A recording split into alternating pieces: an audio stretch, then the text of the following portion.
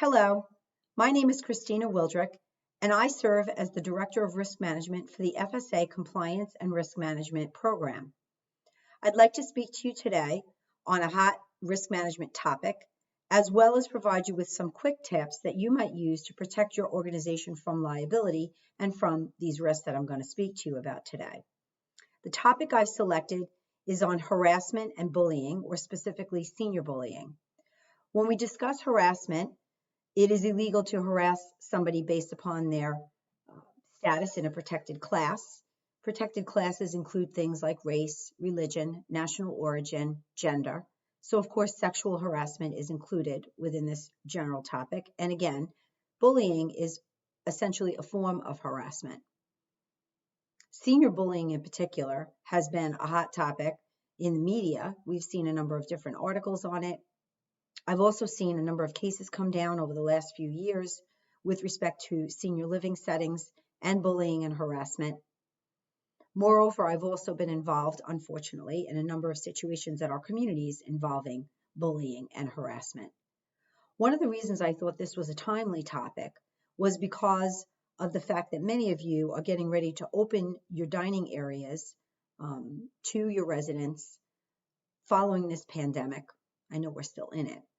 But I know that a lot of you are looking for new ways to serve your residents in the dining setting. The dining area is a place that we do see commonly where senior bullying and harassment takes place. Oftentimes, you find that your dining service employees are younger people, sometimes even of high school age. And we have seen situations involving resident on staff bullying and harassment in that particular setting. So again, I thought it would be timely since you might be considering these things as you move forward to reopen your dining rooms. Did you know that your facility could be liable in a situation involving third-party bullying?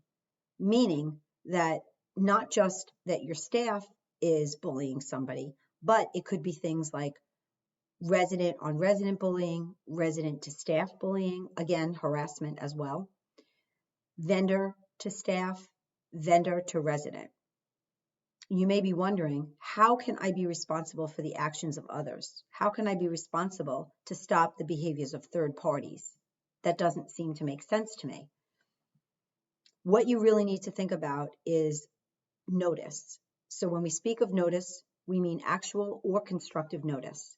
When we speak of actual notice, it means that you knew because you witnessed it, perhaps, or were told about it, involving a situation.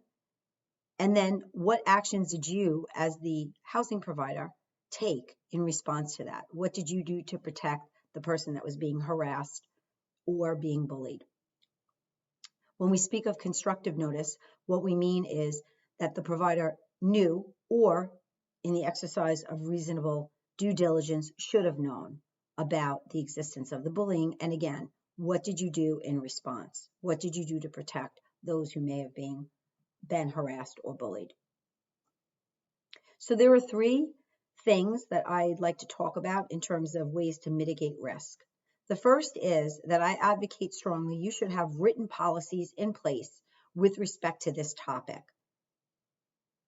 The policies should really mirror the guidelines contained within those promulgated by the EEOC.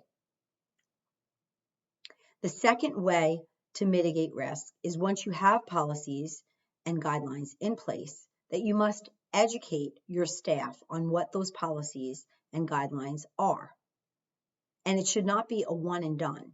There should be ongoing training that you can evidence. So, for example, you might want to do training at orientation, and then at least annually thereafter, consider other methods to let staff know about what your policies are. Put it on the website, consider posting it in your break room, consider putting it in your resident handbook and in your employee handbook. And again, touching on those residents, you want to make sure that you're educating your residents as well as to what your policies are, what behaviors are prohibited, and what the ramifications are if you violate the policy. The third quick tip I have for you is that you have multiple methods to report any such harassment or bullying, not just through HR, for example, or not just through a supervisor. Of course, it could be the supervisor who is actually doing the harassing. So you want to have multiple methods for people to report that they are being harassed or bullied.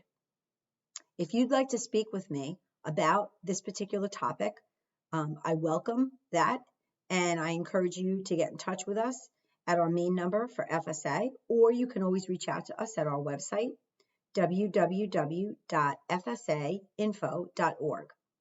That's it for now. Thanks so much for listening. Bye.